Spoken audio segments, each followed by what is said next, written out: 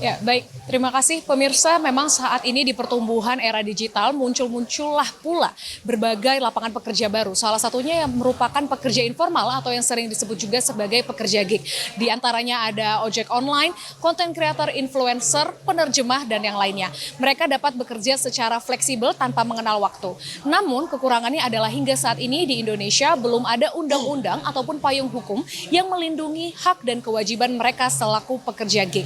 Oleh karena itu saya di sini bersama dengan Bapak Ahmad Irawan selaku anggota dari Badan Legislasi DPR RI dari fraksi Golkar. Kira ini kita ingin menanyakan terkait pekerja gig ya Pak. Untuk Badan Legislasi sendiri DPR RI kira-kira berencana nggak untuk membahas ini ke depannya? Kaitannya dengan pekerja gig ini, saya bisa menyampaikan bahwa RU ini termasuk RU yang telah masuk dalam program legislasi nasional kita, bahkan masuk dalam prolegnas utama di tahun 2026 ini, dan pada saat ini di Badan Legislasi tahapannya telah dibentuk satu panja untuk membahas rancangan undang-undang terkait dengan pekerja gig ini. Nah, kami sendiri melihat bahwa ada satu urgensi agar rancangan undang-undang gig atau pekerja lepas, profesional lepas atau freelancer ini, karena memang kami melihat ada satu kebutuhan bagi negara kita untuk memiliki undang-undang yang serupa yang bisa memberikan perlindungan hukum dan kepastian hukum terhadap pekerja gig ini. Karena kalau kita lihat di negara tetangga kita yang terdekat, misalnya di Singapura telah memiliki undang-undang yang serupa, Malaysia juga punya undang-undang yang serupa.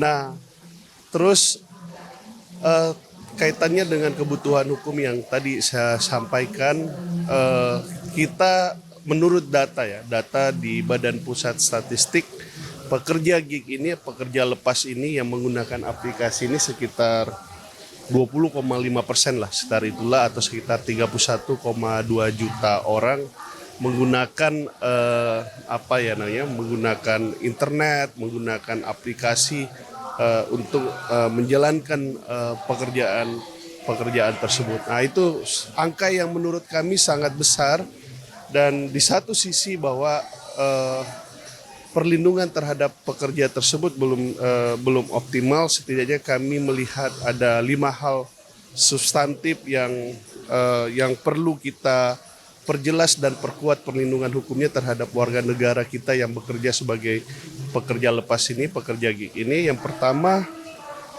kaitannya dengan definisi kemitraan, status kemitraan.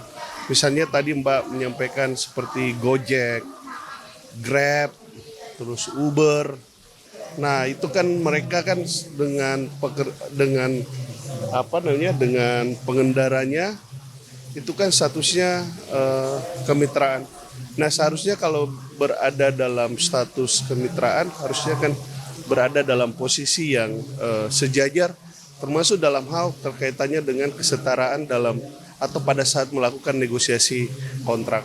Tetapi dalam praktiknya kami melihat dan mencermati bahwa dalam penyusunan kontrak kerja atau kontrak kemitraan ini, substansi dari kontrak tersebut masih bersifat sepihak atau pemilik aplikasi tersebut. Nah, itu yang kemudian kami mau rumuskan terkait dengan kesetaraan dalam kemitraan tersebut, atau kemudian merumuskan kaitannya dengan hubungan kerja antara pekerja gig terus pemilik aplikasi itu sendiri.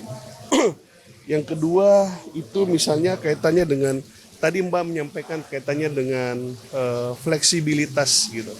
Fleksibilitas kerja, bisa working from anywhere karena aplikasi itu bisa diakses dimanapun. Tetapi justru kami melihat bahwa justru dengan fleksibilitas tersebut ada satu ruang yang harus kita deteksi dan kontrol kaitannya dengan algoritma aplikasi itu sendiri. Memang dikatakan fleksibel, tetapi justru distributor ini atau pemilik aplikasi ini kan atau algoritma dari aplikasi itu yang mengatur siapa kemudian yang bisa mendapatkan pekerjaan, penumpang gitu. Jadi kalau misalnya mitra ini tidak tidak bekerja atau tidak mengambil penumpang dan lain-lain sebagainya, maka berikutnya dia akan kehilangan kesempatan untuk mendapatkan penumpang atau klien tersebut. Baik, berarti kedepannya kan ini akan banyak sekali poin-poin yang dibahas ya Pak ya. Apakah memang nanti DPR melalui panja tersebut akan mengundang berbagai mitra dan juga pelaku-pelaku pekerja gig ini langsung Bapak?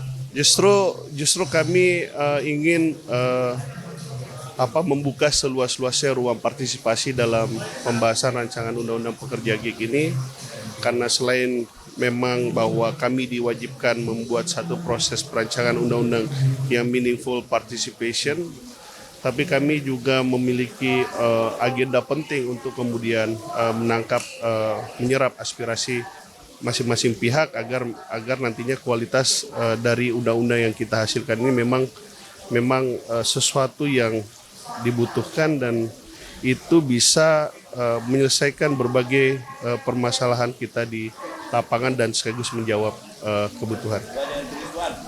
Baik, berikut pemirsa hasil obrolan saya bersama dengan anggota Badan Legislasi DPR RI, di mana memang pekerja gig ini membutuhkan payung hukum selanjutnya dan dari Balik sendiri juga telah memasukkan ini ke prolegnas, betul ya Pak ya? Panjanya kami udah Panjanya sudah dibentuk dan kedepannya pasti akan mengundang, panitianya akan mengundang berbagai mitra dan juga pekerja gignya langsung untuk memperkaya substansi yang ada. Berikut yang bisa kami laporkan, kembali ke studio.